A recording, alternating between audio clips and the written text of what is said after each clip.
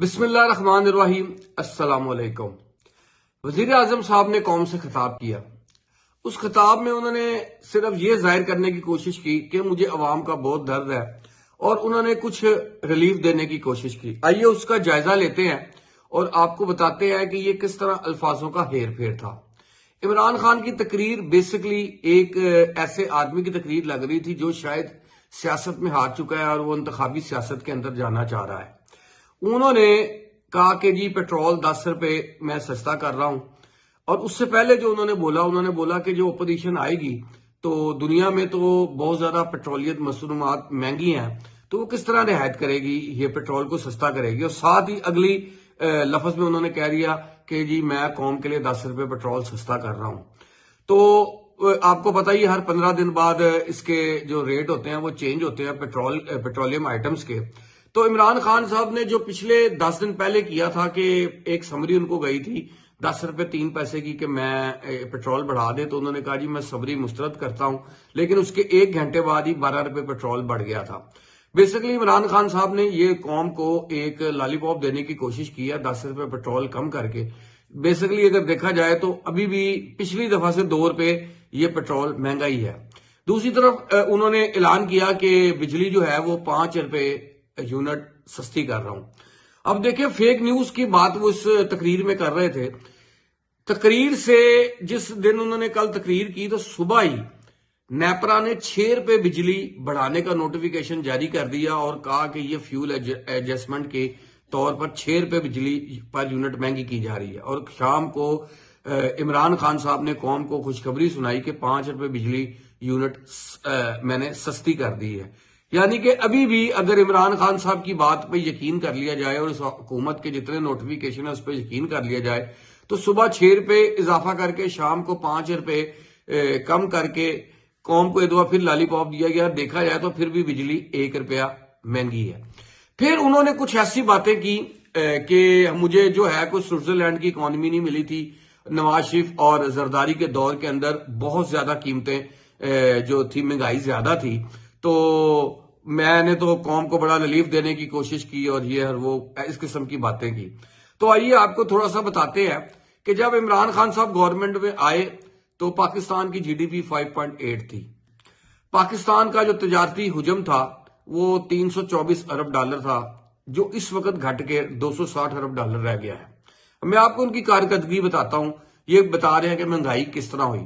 جب عمران خان نے حکومت سنبھالی تو پچھلے 70 سال کے اندر جو پاکستان کے اوپر قرض تھا وہ 25,000 ارب روپیہ تھا۔ اب یہ ان ماشاءاللہ جو کہہ رہے ہیں کہ ہم نے بڑی اصلاحات کی ہیں، اور ابھی تک تو شاید پاکستان میں کوئی میگا پروجیکٹ نہیں لگا، نہ اناؤنس ہوا، 3.5 سال میں فیتے انہوں نے نواز شریف کے دور کے کاٹے۔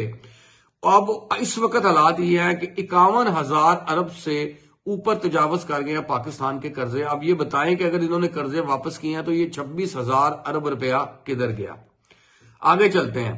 جب نواز شریف صاحب اس حکومت سے گئے تھے تو ڈالر 105 روپے کا تھا جب ان کو نااہل کیا گیا، اس وقت ڈالر 180 روپے کا ہے۔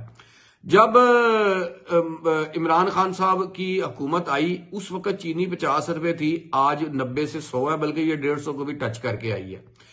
تو اس کے بعد آگے دیکھ لیتے ہیں جو انہوں نے بات کی کہ تعمیراتی شعبے کے متعلق جب نواز شریف صاحب گئے تھے تو 72 روپے پر ٹن یہ جو سریا تھا وہ آج 195 روپے پر ٹن پہ چلا گیا ہوا ہے۔ اچھا، سیمنٹ کی بوری جو تھی وہ بھی 200 روپے لگ بھگ مہنگی ہو چکی ہے، جو سیمنٹ کی بوری تھی۔ گھی جو تھا وہ 130 روپے تھا، آج 450 روپے سے اوپر ہے۔ اب میں آپ کو کون کون سی باتیں بتاؤں۔ دوائیاں 500 روپے قیمت مہنگی ہو چکی ہیں، 500 روپے قیمت مہنگی ہو چکی ہیں، اور غریب آدمی کو جو ہے نا وہ دوائیاں نہیں مل رہی۔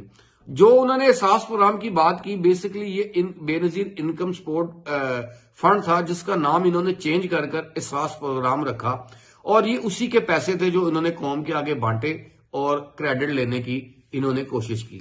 پھر انہوں نے کچھ اپنی ذاتی زندگی کے متعلق بات کی۔ میں کسی کی ذاتی زندگی کے متعلق بات نہیں کرنا چاہتا۔ کئی صحافیوں کی آپس میں رائے ہوتی ہے کہ جو وزیر اعظم کی زندگی ہوتی ہے وہ ذاتی نہیں ہوتی، لیکن میں ان میں سے نہیں ہوں۔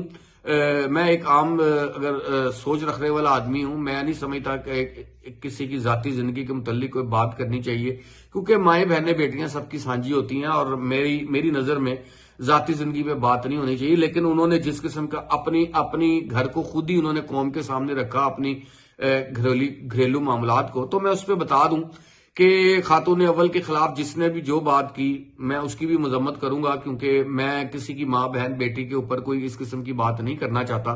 لیکن عمران خان صاحب کو یاد کرانا چاہتا ہوں کہ جب کلثوم نواز کا کیس ہوا تھا تو آپ نے کتنی گندی زبان استعمال کی تھی، اور آپ کے یہ جو سوشل میڈیا ٹیم نے کیا کیا ٹرینڈ چلائے تھے. مریم نواز کو کس قسم کی گندی گالیاں دی گئی جلسوں میں اور آپ کی تقریروں میں، اور یہ کیا نام شہباز گل ہو گیا، فیاض چوہان ہو گیا، شیخ رشید ہو گیا، کس قسم کی آپ کے وزراء گندی لینگویج استعمال کرتے ہیں، وہ قوم کے سامنے ہے.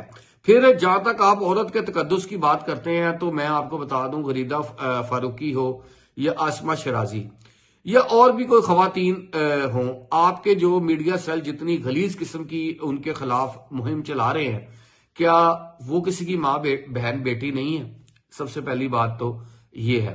پھر آپ نے کہا کہ وزیر اعظم صاحب کو قوم سے انصاف نہیں ملتا، تو یہ آپ ایک قسم کا عدلیہ پہ عدم اعتماد کر رہے ہیں. یہ وہی عدلیہ جس نے آپ کو صادق اور امین ٹھہرایا ہوا ہے.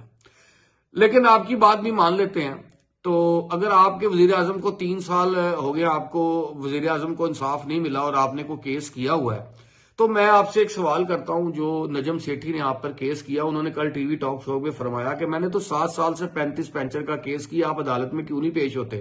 اگر آپ سچے ہیں تو اسی صحافی کے متعلق آپ نے بغیر نام لیے اپنی تقریر میں بولا ہے، تو جائیں جا کے پہلے تو اس کے 35 پینچروں کا حساب دیں.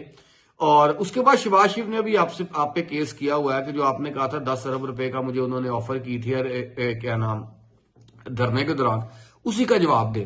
پھر آپ کہتے ہیں کہ جی آپ کو انصاف نہیں ملا، تو پھر 7 سال سے 8 سال سے فارن فنڈنگ کیس کو آپ نے کیوں دبایا ہوا ہے؟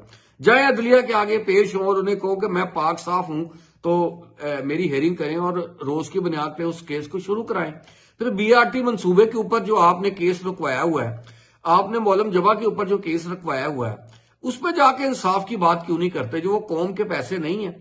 پھر آپ ہی کے جو احتساب عدالت کے جو ماشاءاللہ اس وقت ہیں چیف ہیں، جن کو چومی چاٹا سرکار لوگ کہتے ہیں، وہ خود ایک ٹی وی ٹاک شو کے اندر جوید چودھری صاحب کو یہ انکشاف کر چکے ہیں کہ اگر میں نے اس گورنمنٹ کے خلاف کارروائی کی تو یہ گورنمنٹ 10 منٹ بھی قائم نہیں رہے گی. تو اس سے تو صاف ظاہر ہوتا ہے کہ عدلیہ آپ کے ہاتھ میں ہے اور یہ آپ قوم کو ایک لالی پاپ دے رہے ہیں. بیسیکلی یہ تقریر مجھے ایسے لگ رہی تھی کہ آج آپ کو چودھری بھی اچھے لگ گئے، آپ کل چودھری برادران سے بھی ملاقات کرنا چاہتے ہیں، جبکہ حالانکہ وہ آپ کے اتحادی ہیں اور آپ نے 3.5 سال میں شاید 1 یا 2 یا 3 دفعہ ہی صرف ان سے ملاقات کی ہے. اور وہ جب انہوں نے اپنا ریٹ لگوانا ہوتا ہے تو وہ کسی نہ کسی صورت کوئی بیان دلوا دیتے ہیں اپنے کامل علی آغا صاحب سے، اور وہ بھی ڈبل گیم کھیل رہے ہیں، ان کے بھی ہاتھ میں کچھ نہیں آنا. یہ ساری گیم اگر یہ جو آپ نے تقریر کی ہے، آخر کچھ دال میں کالا ہے کہ جو آپ قوم کو 3.5 سال بعد ریلیف دینے کی بات کر رہے ہیں، یہ آپ کو پہلے کیوں نہیں یاد آیا؟ اس کی وجہ ہے کہ آپ اپنی حکومت بچانے کے لیے ہر وہ کام کریں گے جس کام وہ جائز ہو یا ناجائز. قوم یہ سمجھ رہی ہے، کیونکہ جب قوم کے اندر آپ انتخاب کے لیے جائیں گے تو آپ کو اس بات کا پتہ لگ جائے گا. ابھی تو صرف تحریک عدم اعتماد کی باتیں ہوئی ہیں، تو آپ کا یہ حال ہے کہ آپ انتخابی سیاست کی طرف آ گئے ہیں. اور کل آپ اپنی خدمات گنا رہے تھے 3.5 سال اور قوم کو ایک ریلیف دینے کی بات کر رہے تھے.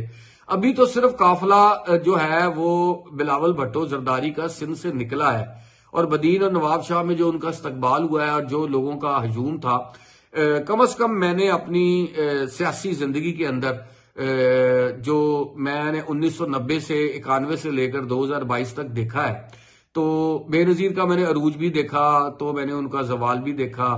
پھر بے نظیر کی شہادت کے بعد میں نے پیپلز پارٹی کو پنجاب سے آؤٹ ہوتے بھی دیکھا. پھر میں نے 12-13 سال سے اتنا جوش و جذبہ جو ہے نا وہ سندھ میں کبھی نہیں دیکھا پیپلز پارٹی کے حق میں، حالانکہ ان کی تو وہاں پہ 15 سال سے حکومت ہے. تو اس کے باوجود بھی وہ جب بھی کوئی جلسہ کرتے تھے بے نظیر کے دور کے اندر بھی ان کی کوئی برسی مناتے تھے، تو وہ جوش و جذبہ نہیں تھا. یہ جوش و جذبہ میں نے اس لانگ مارچ میں دیکھا، اور میرے لیے خود حیرت کی بات تھی کہ پیپلز پارٹی کے ساتھ اتنے لوگ کس طرح شامل ہو گئے. لانگ مارچ کے اندر، یہ میں خود میرا ذاتی تجزیہ ہے، تو میں نے پھر تھوڑا سا جب گہرائی میں سوچا تو مجھے لگا کہ اس کا میں بھی سارا کریڈٹ عمران خان صاحب کا ہے کہ عوام مہنگائی سے اتنی تنگ ہے کہ وہ بلاول کے پیچھے بھی چلنے کو تیار ہے۔ تو انشاءاللہ آنے والے وقت کے اندر بہت سے معاملات سے پردہ اٹھے گا، اور مجھے یہ لگ رہا ہے کہ یہ بطور وزیر اعظم عمران خان صاحب کی آخری تقریر تھی، اور وہ بھی اس چیز کی حقیقت کو سمجھ چکے ہیں کہ آنے والے وقت میں ان کو سیاسی عمل میں جانا ہے۔ وہ جب سیاسی عمل میں جائیں گے تو ان کو لگ پتا جائے گا، وہ یہ سمجھ رہے ہیں کہ میں عوام کو ایک دفعہ پھر دھوکہ دے دوں گا، تو یہ ان کی بہت بڑی بے وقوفی ہوگی، کیونکہ کل کا جو تقریر تھی وہ صاف لگ رہا تھا کہ عمران خان صاحب جو ہے وہ شاید الیکشن کی طرف جا رہے ہیں، اور وہ اپوزیشن کی تحریک عدم اعتماد سے بہت گھبرا چکے ہیں۔ آج کے لیے اتنا ہی، اللہ حافظ۔